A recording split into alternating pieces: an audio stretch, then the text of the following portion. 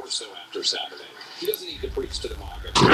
He needs to convert. Hi guys, welcome back to Deadfire. He can fix what's broken in this country.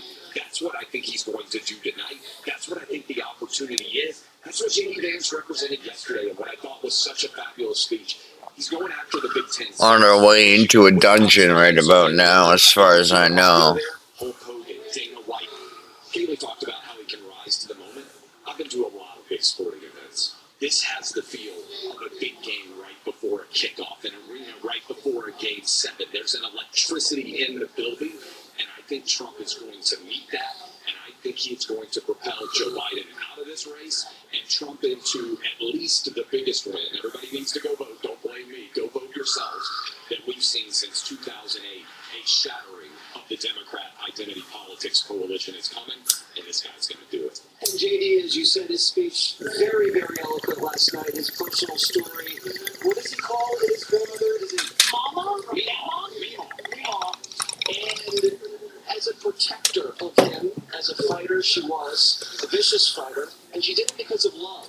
So that's probably how you'd square the fight and the strength, because as a president, as a family man or a woman, you fight and you protect the people who you love. And that's probably going to be the thrust, I think, the president takes from JD into Thursday.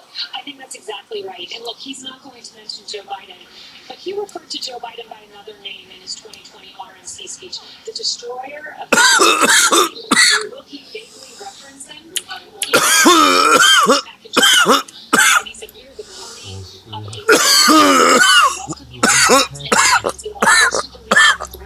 this country. That's the time we'll get Just in a few minutes.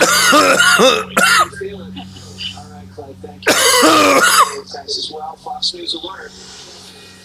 We're getting more details about the would-be Trump assassin, Thomas Crooks. Secret Service sources say that Crooks didn't arrive at the rally with a gun.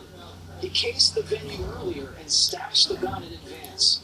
The Secret Service missed it during their security sweep, if they even did one at all. A Trump rally volunteer who's attended dozens of rallies tells Fox that he warned organizers about security oversights the night before the shooting. Watch this. We did a walkthrough at 7 p.m. on Friday night, and we raised multiple concerns with the state GOP staff about parking, about security issues we saw, where there were lack of barricades at, and all of our safety concerns that we brought up on Friday evening were strictly turned down. There was no answers given to any of our questions or concerns about security in that matter. You know, we always saw the change in place the day after the rally. This was the first one that I saw no changes made from Friday night to Saturday morning when we got there at 7:30. We also confirmed that an FBI investigator hosed off the rooftop where the assassin fired from. Sources tell Fox it's not standard operating procedure for the FBI to handle cleanup at crime scenes. The FBI preserves crime scenes, and when the investigation moves into a different phase, private contractors are hired to clean up. Nothing about Saturday's incident makes any sense. First, Crooks had a van that police towed away. Then he had a Hyundai Sonata at the scene, and now we hear he rode a bike to the rally. A bike, a car, a van? Which one is it? His house is an hour away. This doesn't add up. Also, the New York Times is reporting that 5 days before the rally, Secret Service designated the building the shots were fired from as an observation post to watch the crowd, but decided not to watch the building itself, creating a massive blind spot within rifle range just outside the perimeter, a perimeter they set. And that's not all. A whistleblower is saying the Secret Service and FBI held a conference call days before the rally. Dr. Jill had an event in Pittsburgh the same day as the rally. Kamala had an event in Philly same day as the rally. And the Secret Service was stretched thin because of the NATO summit in Washington. On this call, the point was made that resources were limited for the Trump rally. And the Secret Service didn't look like they did anything. And if you believe the leak that there was an Iranian threat against Trump's life last weekend, this was a massive security failure. Just give me a second. Because they knew ahead of time that they were unprepared. Meanwhile, Director Kim Cheadle personally met with Trump at the RNC this week. And I'll be asking the president about that meeting when I interview him this weekend. And a group of Republican senators caught up with Cheadle here at the convention. Cheadle did not conduct herself professionally, but right now we're going to go to a real hop. Trump attorney is speaking now. Let's listen. The great privilege of representing President Donald J. Trump.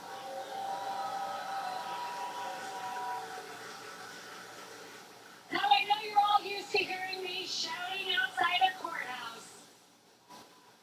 But tonight, I want to take you behind the law and behind the headlines and share with you a side of President Trump that reveals his character, his kindness, and his commitment to saving this great country.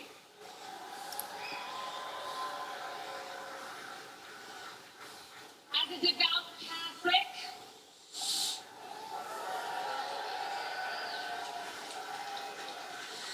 a proud first-generation Arab-American woman,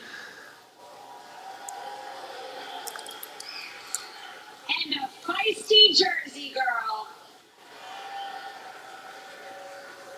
who is fed up with far-left corruption in Washington.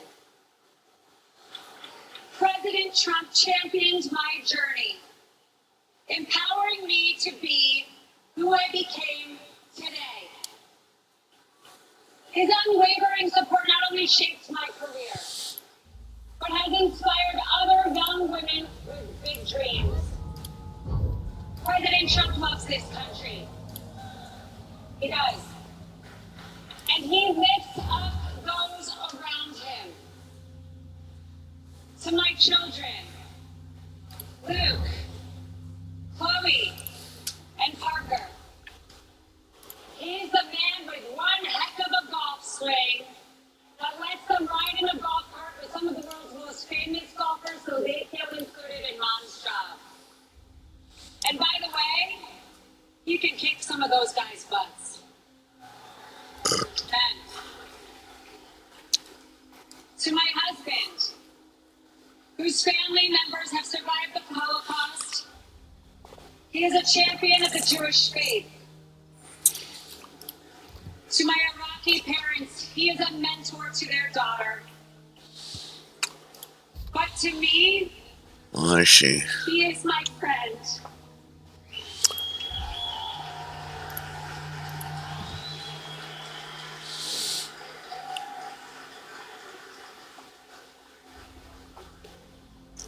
Not too long ago, a supporter shouted, "God bless you and President Trump," in the middle of Manhattan after one of our trials.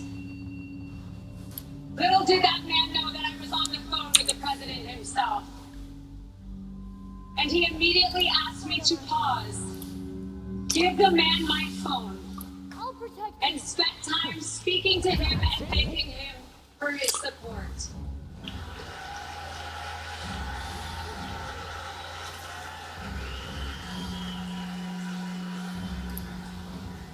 Despite the lawfare and the politics, What can I do you for? President Trump loves the American people and he loves this country. Whirlwind. Yes?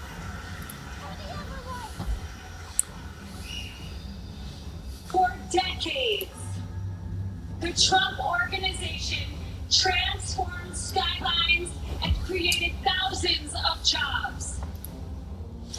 His buildings What do you need? and businesses I'm on it. are a testament to his commitment to excellence and his drive to turn dreams into reality. Oh? But his greatest construction project was yet to come. The left has tried to demolish President Trump, but there is no bulldozer big enough or strong enough to remove the legacy that he has built or the future he is creating.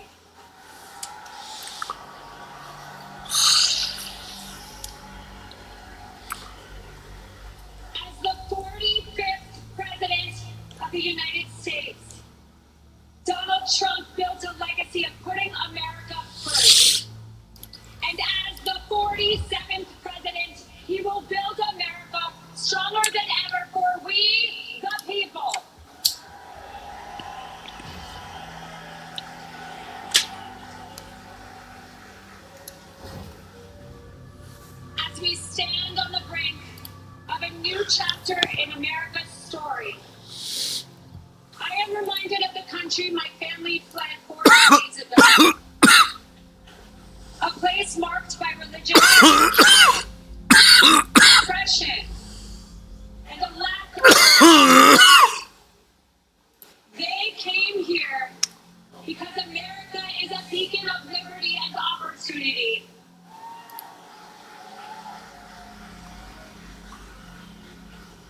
It is now our duty to protect the values that define us and keep this the greatest nation on earth. Amen.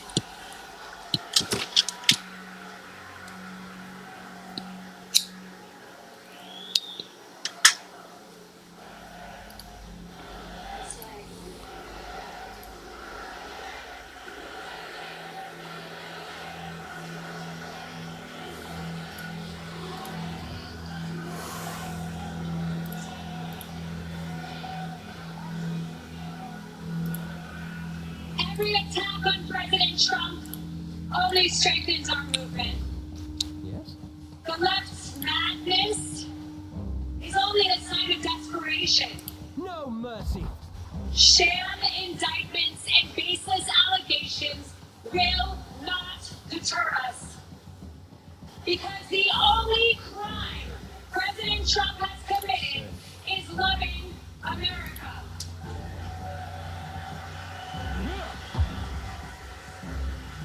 Happy to oblige. And America, we are ready.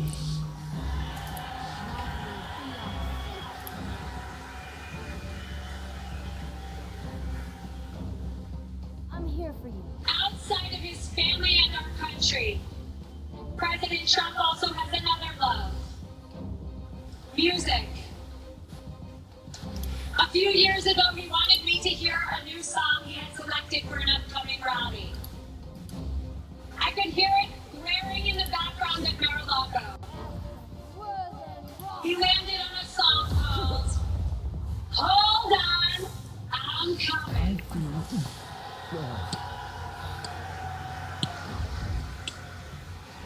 What can I do you for? America, Oh! we no longer have to hold on. We just have to show up. How may I help?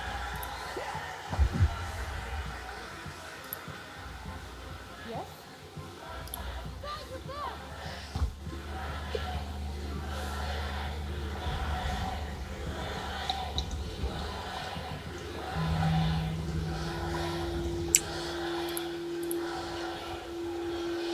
So if you're ready to end the Democrat destruction, and if you're eager to unleash the best America has to offer, then let's send Donald Trump and J.D. Vance to the White House in November.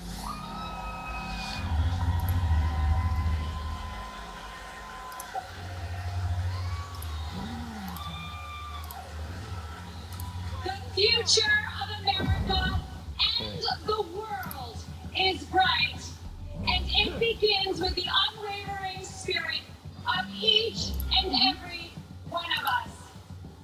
Because of the resilience and the leadership of my friend, President Donald J. Trump.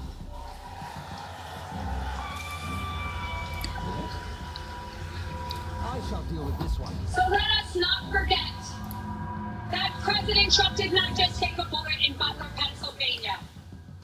He has and will continue to take them for each and every one of us. God bless President Trump. God bless you all. And God bless the United States of America.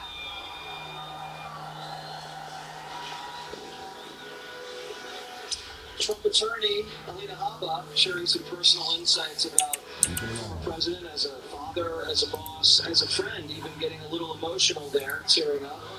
As we were saying, the Secret Service Director Kim Cheadle was here at the RNC yesterday, actually met with Trump, and then was confronted by a group of Republican senators. Watch this. Congratulations.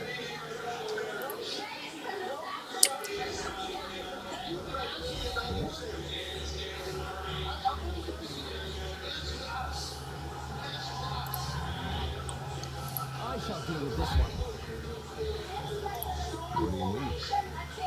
Maybe you oblige.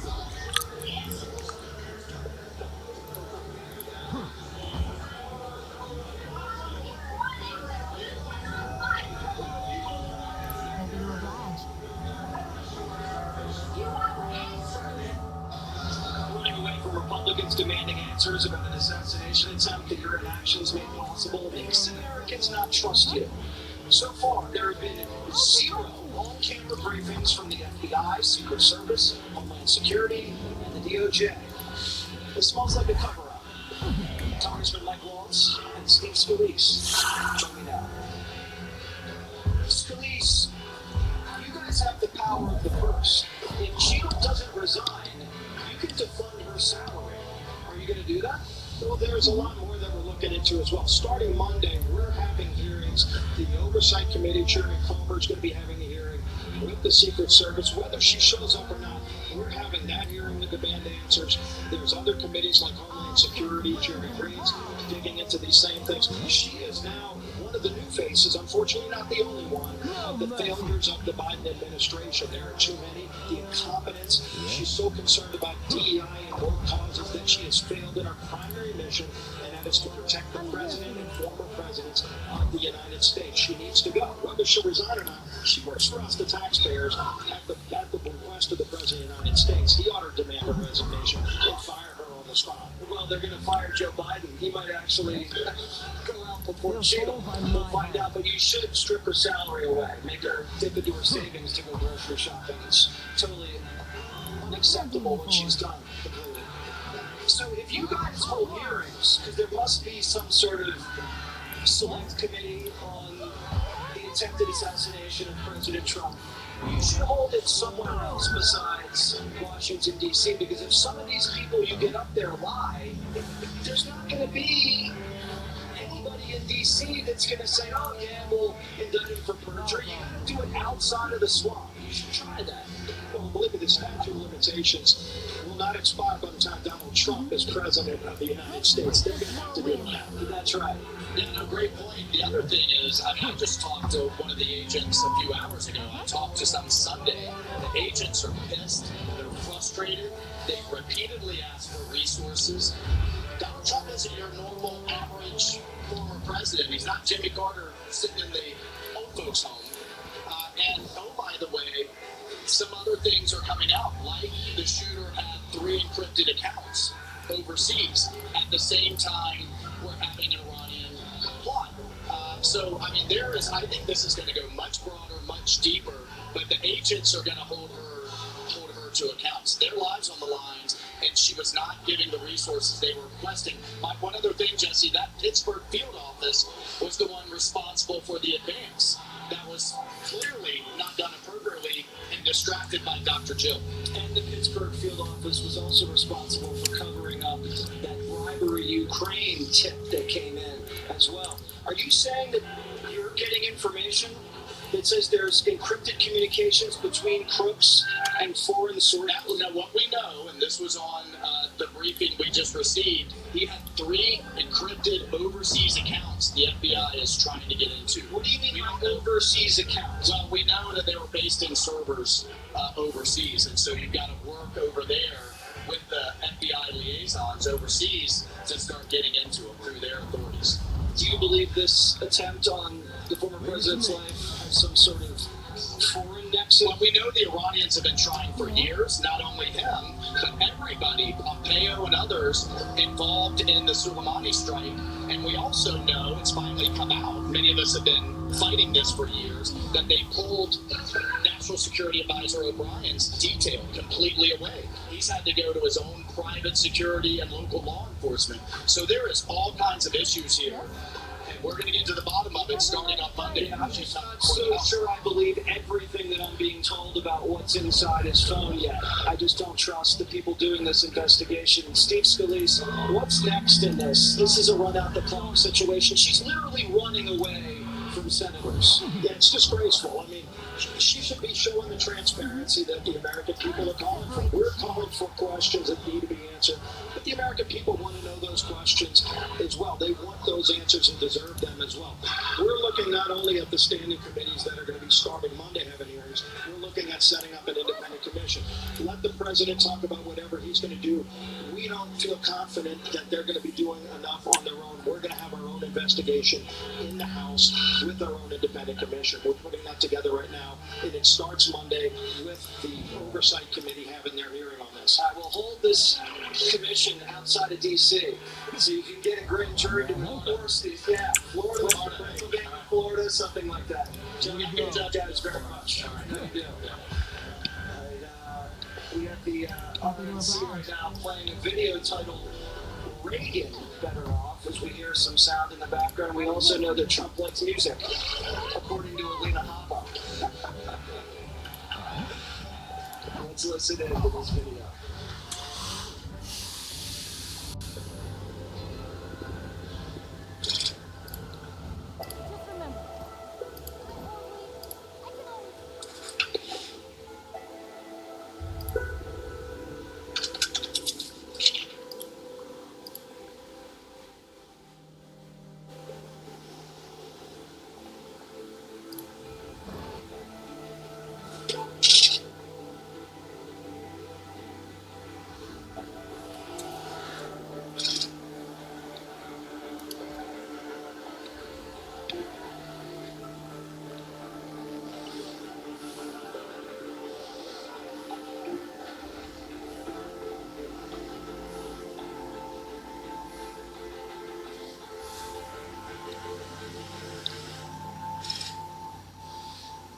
Another choice that you have.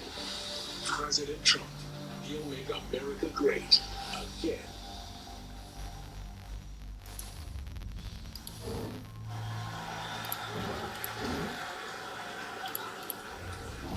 Ladies and gentlemen, please welcome journalist, author, and American citizen, Tucker Carlson.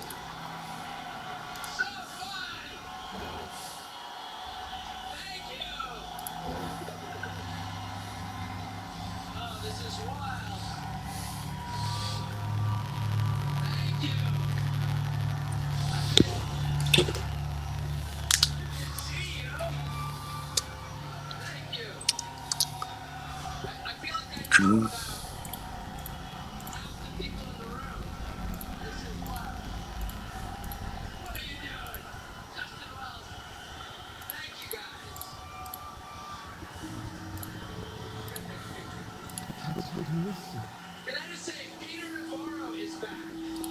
Welcome to Peter Navarro. Suffering the fate that has happened to so many who are friends with Donald Trump. Thank you for having me.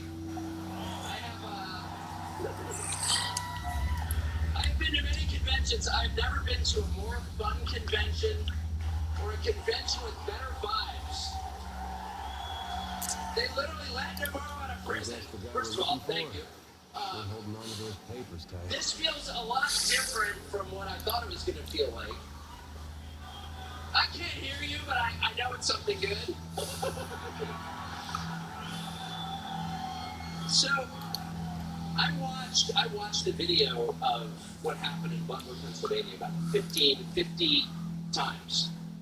I think I was one of about 8 billion people around the world who watched it. And the more I watched it, the more it struck me that everything was different after that moment. Everything. This convention is different. The nation is different. The world is different. Donald Trump is different. When he stood up after being shot in the face, bloodied, and put his hand up, I thought at that moment, that was a transformation. This was no longer a man. Well, I think that. I think it was divine intervention. But the effect that it had on Donald Trump, he was no longer just a political party's nominee, or a former president, or a future president. This was the leader of a nation. And I think there's a difference. I've spent most of my life in Washington, where the president is at the top of the pyramid. Everyone wants to be president. But if you think about it, the presidency comes with great power, obviously. But if you think about it, that is a title that is bestowed by a process of some sort that can be subverted. And in the end, it does not confer by itself, as no title does, legitimacy. Just because you call yourself the president, it doesn't mean that much inherently. I can call my dog the CEO of Hewlett Packard. It doesn't mean she is. Now, it's true.